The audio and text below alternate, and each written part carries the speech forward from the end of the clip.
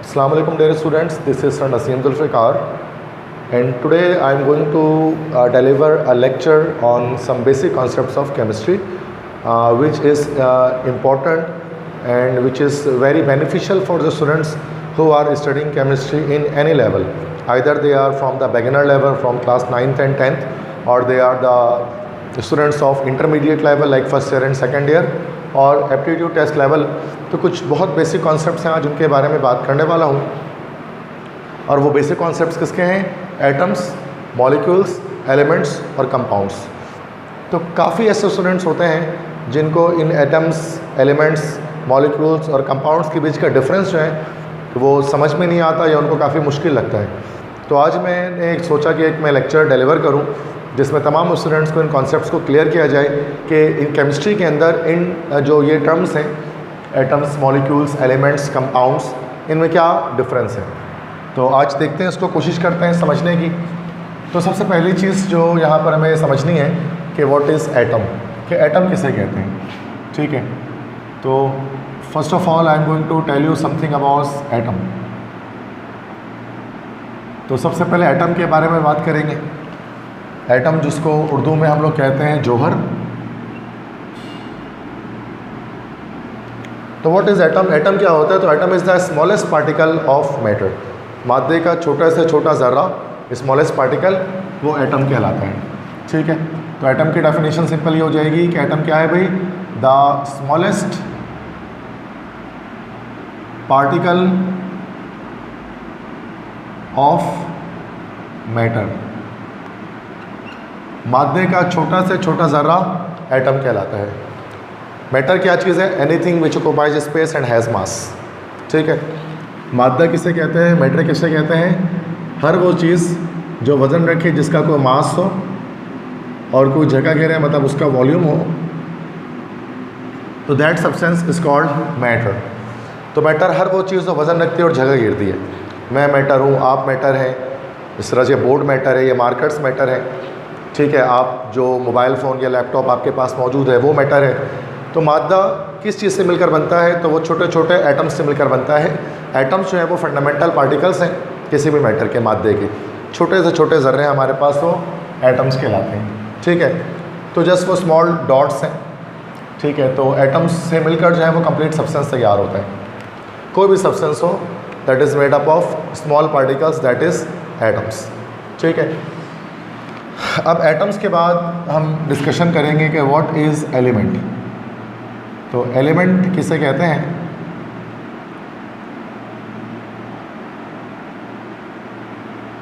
Element किसे कहा जाता है? एलिमेंट असल में जिसको उर्दू में हम लोग कहते हैं आंसर।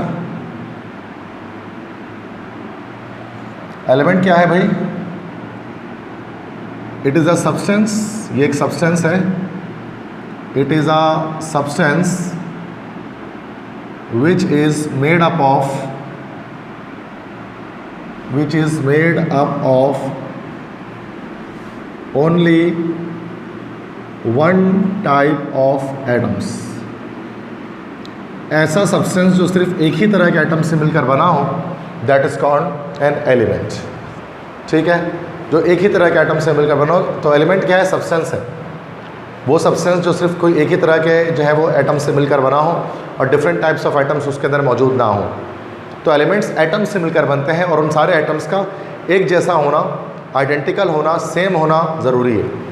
ठीक है, लेट्स से मिसाल के तौर पे अगर हम एक सब्सटेंस ले लें कि हियर इज़ अ सब्सटेंस, आप यहाँ पर देखें ये डिफरेंट एटम्स हैं। एक सब्सटेंस मैंने यहाँ बनाया जो मुख्तलिफ एटम से मिलकर बना है। एक सब्सटेंस में यहाँ पर एग्जाम्पल में बनाता हूँ, ये भी डिफरेंट एटम से मिलकर बना है। अनदर सब्सटेंस जो है वो मैं यहाँ पर बनाता हूँ। इनमें भी आप देखें कि एक ही तरह के एटम्स जो है वो मौजूद हैं।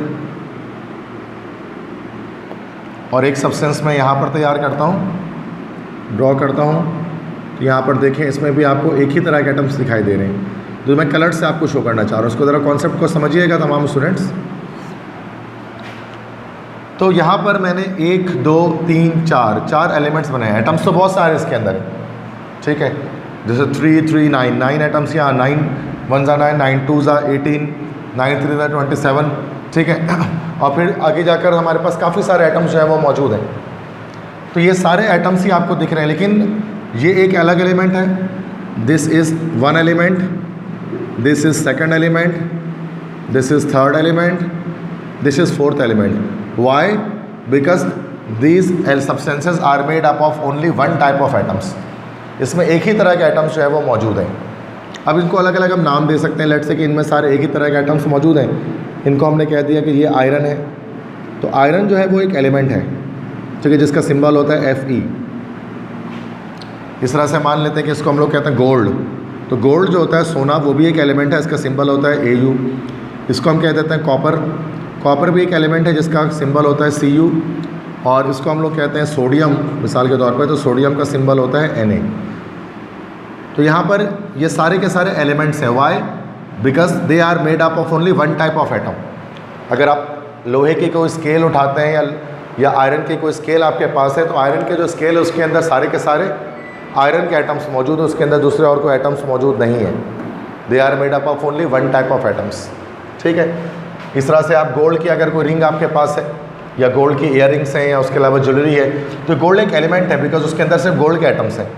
कॉपर एक एलिमेंट है, कॉपर के वायर्स होते हैं, तो कॉपर एक एलिमेंट है बिकॉज उसमें कॉपर के ही एटम्स मौजूद हैं। सोडियम एक एलिमेंट है बिकॉज उसमें सोडियम के ही एटम्स मौजूद हैं, एक ही तरह के एटम्स होंगे, ठीक है। तो एटम्स से मिलकर एलिमेंट बनते हैं, लेकिन किन एटम्स से मिलकर एलिमेंट बनते हैं? जो सेम हो, एक जैसे हो। जो एटम्स डिफरेंट टाइप के होते हैं तो वो हम एलिमेंट्स को कॉन्स्टिट्यूट करते हैं। टोटल हमारे पास जो एलिमेंट्स हैं पीरियोडिक टेबल के अंदर, वो 118 एलिमेंट्स हमारे पास टोटल मौजूद हैं। 118 तरह के हम कह सकते हैं, ये 118 टाइप्स ऑफ एटम हमारे पास मौजूद हैं। ये 118 एलिमेंट्स हमारे पास मौजूद हैं, जिनमें हमारे पास 92 जो है वो नेचुरल हैं। 92 एलिमेंट्स जो है वो हमारे पास नेचुरल हैं, और आफ्टर 92 जितने भी एलिमेंट्स हैं हमारे पास है 118 तक, वो सारे आर्टिफिशियल हैं, जो मैन मेड है, इंसानों ने उसको बनाया है। अब एलिमेंट्स 3 तरह के हमारे पास हो सकते हैं। एलिमेंट्स को 3 पार्ट्स में क्लासीफाई किया जा सकता है। जितने भी एलिमेंट्स हैं, या तो वो मेटल्स होंगे, मतलब उनमें से करंट कंडक्ट करेगा, या तो नॉन मेटल्स होंगे, मतलब उनमें से करंट कंडक्ट नहीं होगा, या फिर वो मेटालॉइड्स होंगे या सेमी मेटल्स होंगे, जो सेमी कंडक्टर होंगे इलेक्ट्रिसिटी के, ठीक है। तो मेटल्स, नॉन मेटल्स, मेटालॉइड तीनों हो सकते हैं। मेटल्स नॉर्मली जो होते हैं, इनका जो सफिक्स होता है, इनके एंड में हमारे पास यम आ रहा होता है, तो वो मेटल्स होते हैं हमारे पास। जैसे कि अगर हम सोडियम की बात कर लें या हम पोटेशियम की बात कर लें, ये हमारे पास मेटल्स हैं, एट्सेट्रा। नॉन मेटल्स में हमारे पास जैसे ऑक्सीजन हो गया, this is a non metal. इस तरह हाइड्रोजन हो गया, this is a non metal. Mostly जो है वो गैसेस हैं या फिर लिक्विड्स हैं। और मेटालॉइड्स की बात करें, जैसे सिलिकॉन हो गया हमारे पास, या जर्मेनियम हो गया हमारे पास, these all are actually metalloids. तो एलिमेंट्स 118 हैं, जिनको हमने अलग अलग मेटल्स, नॉन मेटल, मेटालॉइड की सूरत में अरेंज कर दिया है, ठीक है। तो आई होप कि 2 चीज़ों का फ़र्क तो आपको समझ में आया होगा कि एटम्स क्या है और एलिमेंट्स क्या है। हर चीज़ एटम से मिलकर ही बनी है, लेकिन अगर किसी सब्सटेंस के अंदर एक ही तरह के एटम मौजूद है तो वो एक एलिमेंट है। वो 118 तरह के एटम्स हो सकते हैं, ठीक है। तो 118 एलिमेंट्स हमारे पास हो सकते हैं, जो पीरियोडिक टेबल के अंदर आपको पता होगा कि अरेंज होते हैं। तो ये तो हमारे पास जो है वो मैंने बहुत डिस्कशन कर ली, एटम के हवाले से बात कर ली। आई होप कि आपको ये चीज़ समझ में आ गई होगी। नेक्स्ट जो मैं डिस्कशन करूँगा यहाँ पर कि व्हाट इज़ अ कंपाउंड।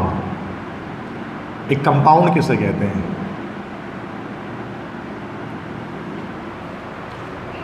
एक कंपाउंड किसे कहते हैं? तो बेटा कंपाउंड क्या होता है, कंपाउंड किसे कहते हैं? What is a compound? Compound क्या है? कंपाउंड को उर्दू में हम लोग कहते हैं मुरक्कब।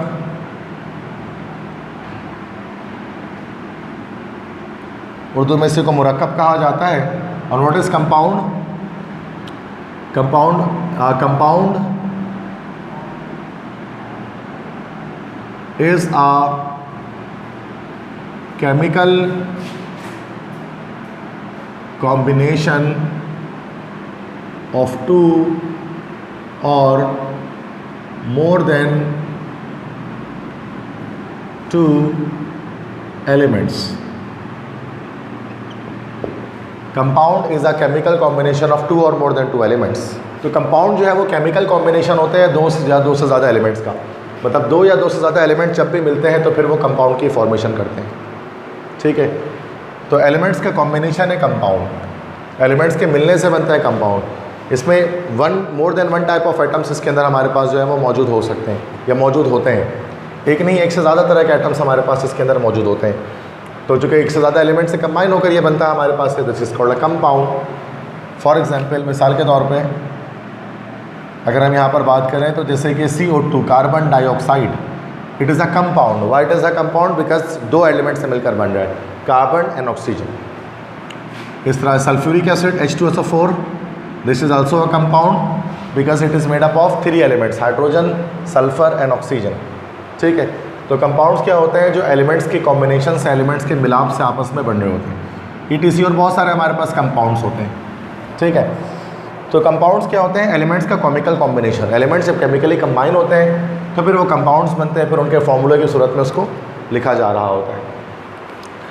अब ये जो कंपाउंड्स हैं, अब इनमें हम दो तरह के कंपाउंड्स हमारे पास होते हैं। जब वो समझेंगे तो फिर आपको मॉलिक्यूल समझ में आएंगे।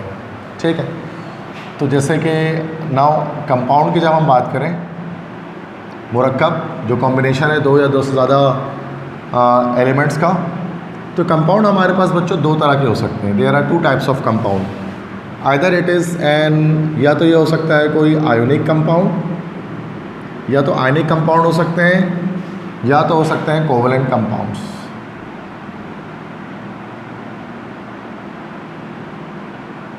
या तो आयनिक कंपाउंड्स हो सकते हैं या कोवलेंट कंपाउंड्स हो सकते हैं। दो तरह के कंपाउंड्स हमारे पास हो सकते हैं। आयनिक कंपाउंड्स क्या होते हैं बच्चों? आयनिक कंपाउंड्स वो होते हैं जिसमें मेटल और नॉन मेटल साथ में कंबाइन होते हैं। क्योंकि आपने में पढ़ा है कि एलिमेंट्स जो है ना दो तरह के होते हैं। मेटल्स में 3 तरह के होते हैं, मेटल्स, नॉन मेटल, मेटलॉइड। तो जब भी मेटल और नॉन मेटल साथ में जुड़ते हैं तो आयनिक कंपाउंड तैयार होता है। और कोवलेंट कंपाउंड कैसे तैयार होता है? व्हेन एवर और नॉन मेटल ज्वाइंस विथ और combines with another non metal. जब दो नॉन मेटल साथ में जुड़ते हैं तो कोवलेंट जो है वो कंपाउंड तैयार हो जाता है।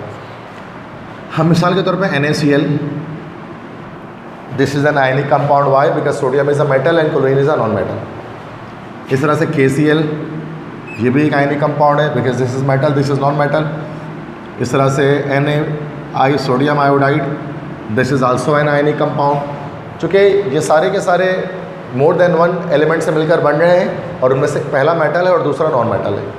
ठीक है, तो कोवलेंट कंपाउंड्स क्या होते हैं? कोवलेंट कंपाउंड जो सिर्फ नॉन मेटल्स के मिलाप से बने जिनमें मेटल ना हो, जैसे H2O, CO2, H2S, इनमें कोई भी मेटल नहीं है।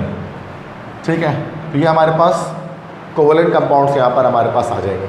ठीक है, अब देखें, अब ये जो आयनिक कंपाउंड्स हैं, अब जाहिर सी बात है कि जो एलिमेंट्स हैं, तो एलिमेंट्स हैं वो एटम से मिलकर बनते हैं। अब कंपाउंड्स के स्मॉलेस्ट पार्टिकल क्या कहलाते हैं?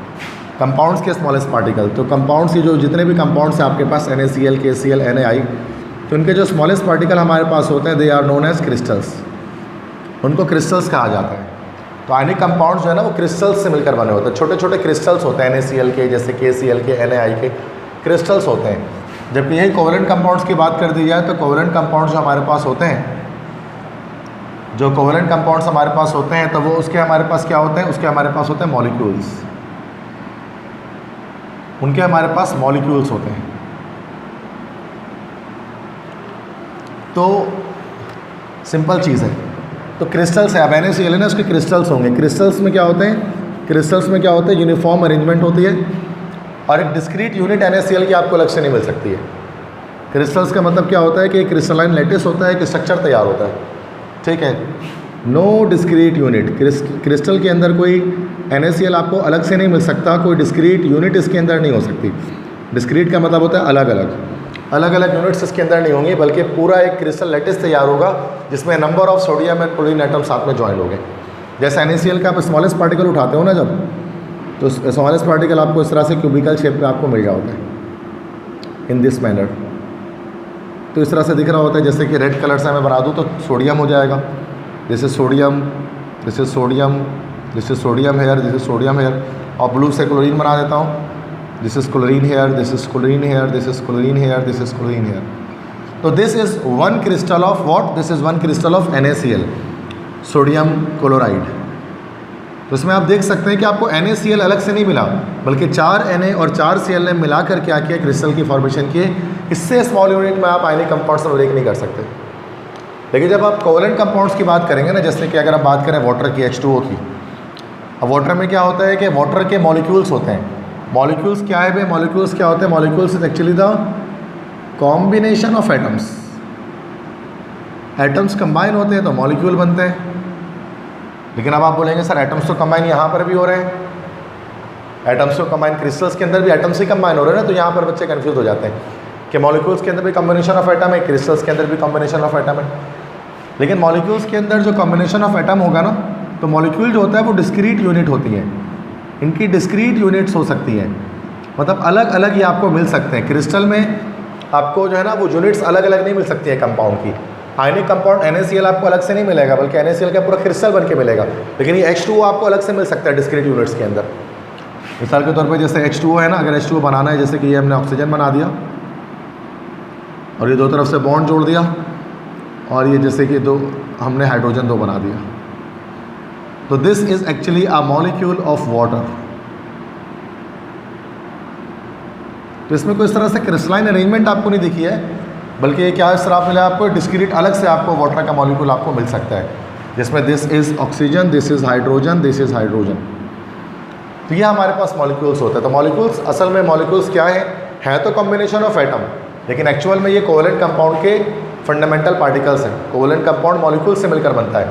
मॉलिक्यूल्स किसे कहते हैं? ऐसे कॉम्बिनेशन ऑफ एटम्स जो आपको डिस्क्रीट यूनिट्स में अलग अलग आपको मिल सकें। जबकि यही क्रिस्टल्स भी कॉम्बिनेशन ऑफ एटम होते हैं, पर डिस्क्रीट यूनिट्स में नहीं मिलते, ठीक है, अलग अलग नहीं मिलते, बल्कि नंबर ऑफ एटम्स ज्वाइन होते हैं।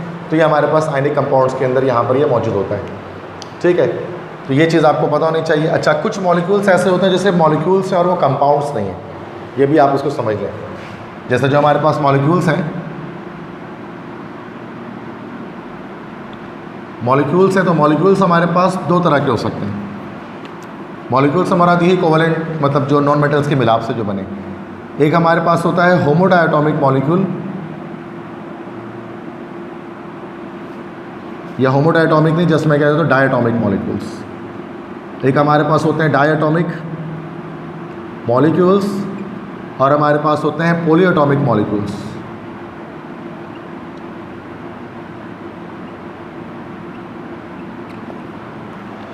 तो बेटा डायटोमिक मॉलिक्यूल्स में क्या होगा?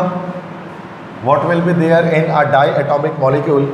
डायटोमिक मॉलिक्यूल के अंदर क्या होता है कि दो एटम्स से मिलकर मॉलिक्यूल बनेगा, और पॉलीएटॉमिक मॉलिक्यूल्स में मोर देन 2 एटम्स, 2 से ज़्यादा एटम मिलकर मॉलिक्यूल बनाएंगे, ठीक है।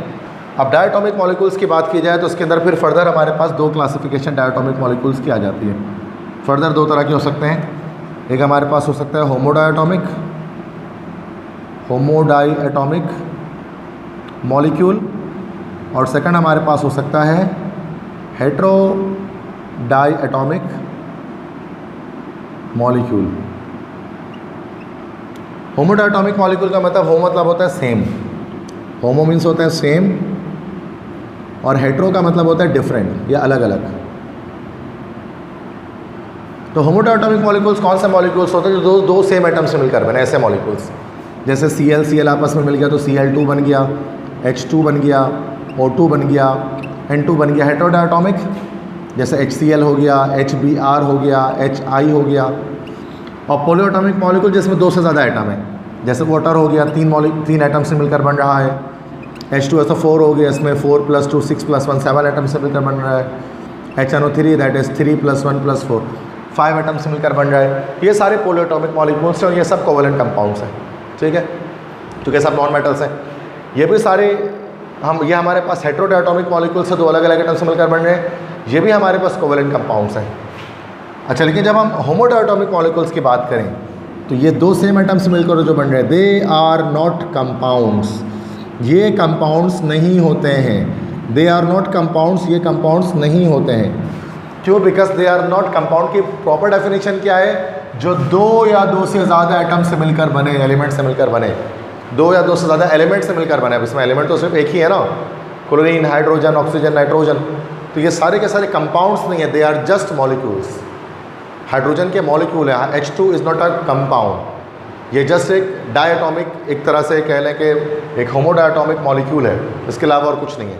तो ये Cl2 कोई कंपाउंड नहीं है। तो ये कुछ चीज़ें हैं जिसकी वजह से क्या होता है कि ये हमें इनको समझना मुश्किल हो जाता है। यहाँ मैंने डिटेल में आपको ये सारी चीज़ें डिस्कस की हैं कि which is an element, which is a compound. अच्छा, एक आखिरी चीज़ एक और आपसे डिस्कस यहाँ पर मैं करता हूँ कि एटम्स के अलावा कुछ हमारे पास आइंस भी होते हैं। एटम्स तो होते ही हैं, एटम्स हैं, तो एटम्स के अलावा कुछ हमारे पास आइंस भी होते हैं। आइंस और एटम में थोड़ा सा स्लाइटली एक हल्का सा डिफरेंस होता है। आइंस क्या होता है भाई? Ions are the charged species, charged atoms. Atoms पर जब भी कोई चार्ज आ जाता है तो फिर वो आयन बन जाता है। याद रखिएगा बच्चों, जो एटम होता है ना, एटम हमेशा न्यूट्रल होता है। न्यूट्रल होता है। न्यूट्रल मतलब क्या बच्चों? न्यूट्रल का मतलब नो चार्ज, जिसके अंदर कोई चार्ज ना हो। तो एटम के अंदर कोई चार्ज नहीं होता, न्यूट्रल होता है। अब आप सवाल करेंगे कि न्यूट्रल क्यों होता है, why it is neutral? Neutral इस वजह से होता है क्योंकि इसमें जो इसके नंबर ऑफ प्रोटॉन हैं वो बराबर होते हैं नंबर ऑफ इलेक्ट्रॉन के। मतलब जितना इसमें प्रोटॉन होता है उतना ही इसके अंदर इलेक्ट्रॉन होता है। मतलब पॉजिटिव चार्ज और नेगेटिव चार्ज की तादाद बराबर होती है। इसकी वजह से एटम्स के ऊपर जो है वो कभी भी कोई भी चार्ज नहीं आता। जैसे कि सोडियम का एटम अगर हम ले लें तो सोडियम Na है, तो इसका एटॉमिक नंबर होता है हमारे पास 11, और एटॉमिक नंबर आपको number of protons, number of electron बताता है। तो इसके पास 11 प्रोटॉन है, मतलब 11 पॉजिटिव चार्ज है, और 11 इलेक्ट्रॉन है, 11 नेगेटिव चार्ज है। ये कट आउट हो जाते हैं तो ये चार्ज इसके ऊपर कोई जनरेट नहीं होता सोडियम के ऊपर। लेकिन अगर इस एटम पर चार्ज जनरेट हो जाए तो फिर वो क्या हो जाता है? वो आयन बन जाता है, चार्ज एटम्स। और चार्ज एटम्स कब बनते हैं? बाय द लॉस और गेन ऑफ इलेक्ट्रॉन। तो एटम क्या करता है? और आइंस बनते हैं कब हैं? आइंस कब बनते हैं? व्हेन एटम लॉसेस और गेन्स इलेक्ट्रॉन। जब एटम इलेक्ट्रॉन को लॉस या गेन कर रहा होता है तो उस सूरत में हमारे पास बच्चों आइंस की फॉर्मेशन हो जाती है, तब आइंस बनते हैं हमारे पास जाकर। अब दो तरह के आइंस हमारे पास इसके अंदर बन सकते हैं। पहला हमारे पास होता है कि पॉजिटिव आयन बन सकता है, पॉजिटिव आयन। और दूसरा हमारे पास क्या बन सकता है बच्चों? This is negative ion. Negative ion भी हमारे पास बन सकता है। पॉजिटिव आयन किसे कहते हैं? पॉजिटिव आयन को ही बच्चों हम लोग यहाँ पर कहते हैं कैटाइन, और नेगेटिव आयन बन सकता है, इसी को हम लोग क्या कहते हैं? A9. Cation, A9. Cation positive ion होता है, और कैटाइन बनता कब है? By the loss of electron. जब कभी एटम इलेक्ट्रॉन को लॉस करता है तो कैटाइन बनता है। और एनाइन कब बनता है बच्चों? By the gain of electron. जब एटम इलेक्ट्रॉन को गेन कर लेता है तो सूरत में हमारे पास एनाइन की फॉर्मेशन हो जाती है। अब इसकी एग्जाम्पल लेते हैं, ठीक है? किसी एक पॉजिटिव आयन को जैसे बना देते हैं। मिसाल के तौर पे अगर हम सोडियम की बात करें तो सोडियम का एटॉमिक नंबर 11 होता है। फर्स्ट शेल में 2 इलेक्ट्रॉन है, सेकंड शेल में 8 इलेक्ट्रॉन है, थर्ड शेल में 1 इलेक्ट्रॉन होता है। 2,8,1 11 हो गए। अब इसके पास 11 प्रोटॉन है और 11 ही इलेक्ट्रॉन है। नीचे इलेक्ट्रॉनिक कन्फिग्रेशन कर दी मैंने 2,8,1। अगर किसी तरह से, किसी भी तरह से अगर ये इलेक्ट्रॉन को लॉस कर दे तो क्या हो जाएगा? सोडियम हो जाएगा हमारे पास 2,8, और 1 इलेक्ट्रॉन जो है इसे किसने बाहर निकाल दिया। अब ये सोडियम पे क्या हो गया? 11 प्रोटॉन तो हैं, लेकिन इलेक्ट्रॉन इसके पास जो है वो हमारे पास कितने हो गए? जो है वो 10 हो गए। तो प्लस का 12 चार्ज हो गया इसके पास, और माइनस का 11 चार्ज हो गया। तो यहाँ पर क्या बच गया? 12 में से 11 को माइनस करेंगे तो +1 बच गया। तो इस सोडियम के ऊपर +1 चार्ज आ जाएगा। अब ये सोडियम का एटम नहीं रहा, अब ये सोडियम का आयन बन गया, क्योंकि सोडियम ने यहाँ पर 1 इलेक्ट्रॉन को लॉस कर दिया। और इलेक्ट्रॉन का लॉस या गेन कब होता है भाई? क्यों इलेक्ट्रॉन एटम लॉस या एटम इलेक्ट्रॉन लॉस या गेन करता है? टू कंप्लीट ऑक्टेट, ताकि वो अपना ऑक्टेट कंप्लीट कर सके, लास्ट सेल में 8 इलेक्ट्रॉन पूरा कर सके, तभी आइंस की फॉर्मेशन होती है। इस तरह नेगेटिव आइंस भी हमारे पास होते हैं बच्चों। जैसे कि अगर हम बात कर लेते हैं Cl की, क्लोरीन के एटॉमिक नंबर होता है 17, तो ये 2,8,7 हमारे पास हो गया। 2,8,7 मतलब 17 हो गया यहाँ पर इलेक्ट्रॉन इसके। अब अगर ये कहीं से, चूँकि 7 इलेक्ट्रॉन लास्ट सेल में, तो ऑक्टेट कंप्लीट करने के लिए क्या करेगा? 1 इलेक्ट्रॉन गेन करेगा। तो जब ये 1 इलेक्ट्रॉन गेन कर लेगा हमारे पास, जब ये 1 इलेक्ट्रॉन गेन कर लेगा तो 1 इलेक्ट्रॉन गेन करने की वजह से हो जाएगा Cl 2,8,8। और ये तो इसमें तो अभी तो न्यूट्रल था, 0 चार्ज था, लेकिन अब यहाँ पर क्या हो चुका है? 1 इलेक्ट्रॉन इसने गेन कर लिया, तो 17 प्रोटॉन तो उसके पास रहे, चूँकि इसका एटॉमिक नंबर 17 है, लेकिन इलेक्ट्रॉन इसके पास 18 हो गए। तो ओवरऑल ये आंसर आ गया हमारे पास -1। तो Cl पर -1 चार्ज लगा देंगे। जब ये क्लोरीन का एटम नहीं रहा, क्लोरीन के आइंस की फॉर्मेशन अब ये इख्तियार कर चुका है। तो बच्चों यहाँ पर 5 चीज़ें मैंने आपके सामने डिस्कस की।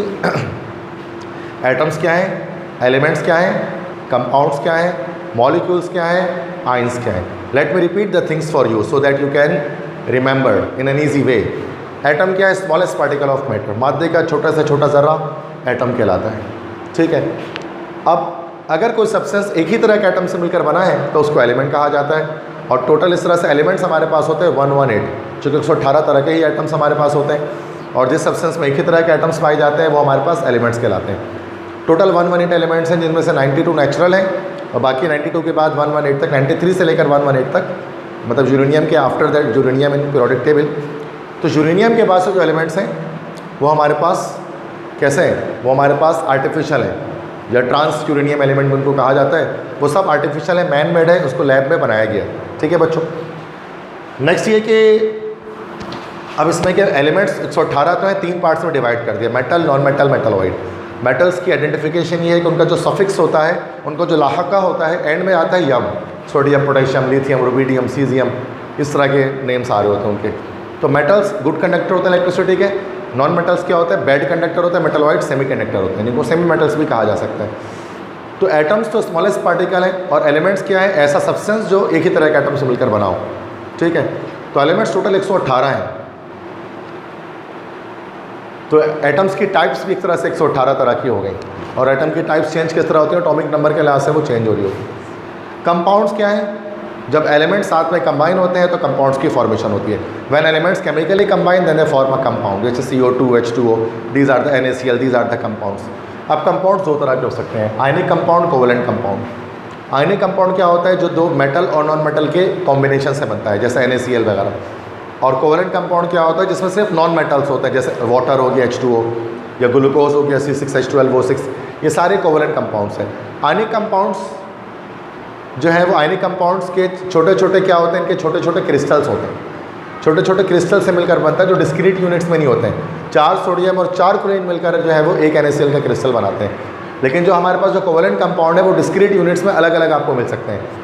जैसे पानी के अंदर H2O के अलग अलग बहुत सारे मॉलिक्यूल्स होंगे, कोई क्रिस्टल बन के जुड़े में साथ में किसी पैटर्न पे नहीं होंगे, ठीक है।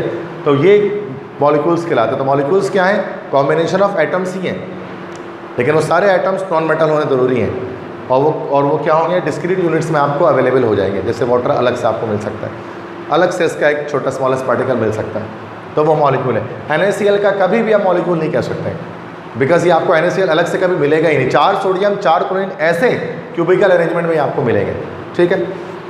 अब मॉलिक्यूल्स के अंदर फिर एक और मैंने आपको इंपॉर्टेंट बात बताई, मॉलिक्यूल्स 2 तरह के हैं, डायटॉमिक और पोलियोटॉमिक। डायटॉमिक 2 एटम से मिलकर बनेगा, पोलियोटॉमिक मोर देन 2 एटम से मिलकर बनेगा, जैसे वाटर, H2SO4, नाइट्रिक एसिड। और डायटॉमिक के अंदर क्या होगा बच्चों, डायटॉमिक के अंदर हमारे पास सिर्फ जो है वो हमारे पास 2 तरह के होंगे, होमोडायटॉमिक और हेटेरोडायटॉमिक। होमोडायटॉमिक जो से 2 सेम एटम से मिलकर बने, और हेटेरोडायटॉमिक जो 2 अलग अलग एटम से मिलकर बने।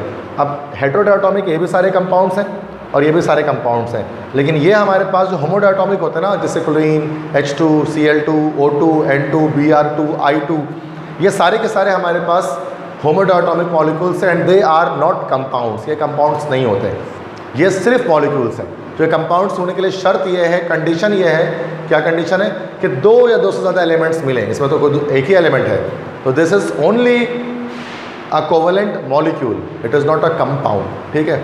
इस चीज़ को माइंड में रखें। नेक्स्ट क्या है कि अब आइंस के बारे में फाइनली मैंने बताया, एटम और आइन में फ़र्क ये है कि एटम न्यूट्रल होता है, क्योंकि प्रोटॉन्स इलेक्ट्रॉन्स की तादाद बराबर होती है उसके अंदर। आइंस जो होते हैं ना, वो एटम आइंस में कन्वर्ट होते हैं अपना ऑक्टेट कंप्लीट करने के लिए, लास्ट एलिमेंट इलेक्ट्रॉन पूरा करने के लिए। या तो वो इलेक्ट्रॉन देते हैं या तो वो इलेक्ट्रॉन लेते हैं। इसी इलेक्ट्रॉन की इम्बैलेंस की वजह से क्या होता है, आइन एटम्स के ऊपर एक चार्ज जनरेट हो जाता है, और जब एटम के ऊपर चार्ज जनरेट हो जाता है जिसको कॉल्ड आइन। अब पॉजिटिव आइन भी हो सकते हैं, नेगेटिव आइन भी हो सकते हैं। पॉजिटिव आइन को कैटाइन कहा जाता है, इलेक्ट्रॉन के गेन होने से बनता है, और नेगेटिव आइंस क्या होते हैं भाई, जो इलेक्ट्रॉन को लॉस करने से बनता है, तो उसको एनाइन कहा जाता है। तो आई होप सो बच्चों के आपको ये चीज़ें जो केमिस्ट्री के बेसिक कॉन्सेप्ट्स हैं, जिसमें आप हमेशा परेशान रहते होंगे कि एटम्स क्या हैं, मॉलिक्यूल्स क्या हैं, कंपाउंड्स क्या हैं, एलिमेंट्स क्या हैं, आइंस क्या हैं, तो वो मैंने आपके सामने क्लियर किया होगा। तो बाकी बहुत सारे लेक्चर्स जो हैं वो मैंने अपने यूट्यूब लेक्चर जो है वो वीडियो पर यूट्यूब के चैनल पर मैंने अपलोड किए हैं।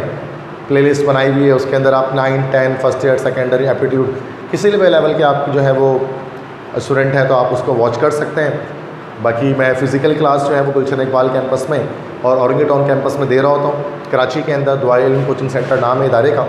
तो डिस्क्रिप्शन पे जो है वो कॉन्टेक्ट नंबर होगा, एडमिशन के हवाले से आप इंक्वायरीज़ कर सकते हैं। बाकी अगर आप कराची से बाहर रहते हैं, पूरे पाकिस्तान में, ओवरऑल द वर्ल्ड आप कहीं पर भी रहते हैं और आप केमिस्ट्री को सीखना चाहते हैं तो आप मेरे चैनल के थ्रू भी सीख सकते हैं। 700+ वीडियोस मैंने अपलोड की हुई हैं जो कि आपके लिए ही हैं। आप इंग्लिश और केमिस्ट्री की अच्छी तैयारी उसके अंदर कर सकते हैं। अगर आपको मेरा आज का लेक्चर पसंद आया है तो अपने तमाम क्लास फेलोज़ के साथ, अपने फ्रेंड्स के साथ इसको शेयर करें।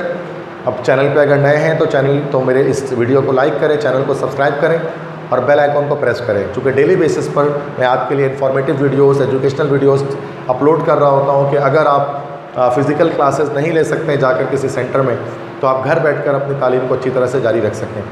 तो मुझे अपने ख़ास दुआ में याद रखें और अपना बहुत ज़्यादा ख़ास ख्याल रखें। इंशाअल्लाह जल्द मुलाकात होगी नए लेक्चर के साथ। तब तक के लिए अपने टीचर सर नसीम जुल्फ़िकार को इजाज़त दें। अल्लाह हाफ़िज़।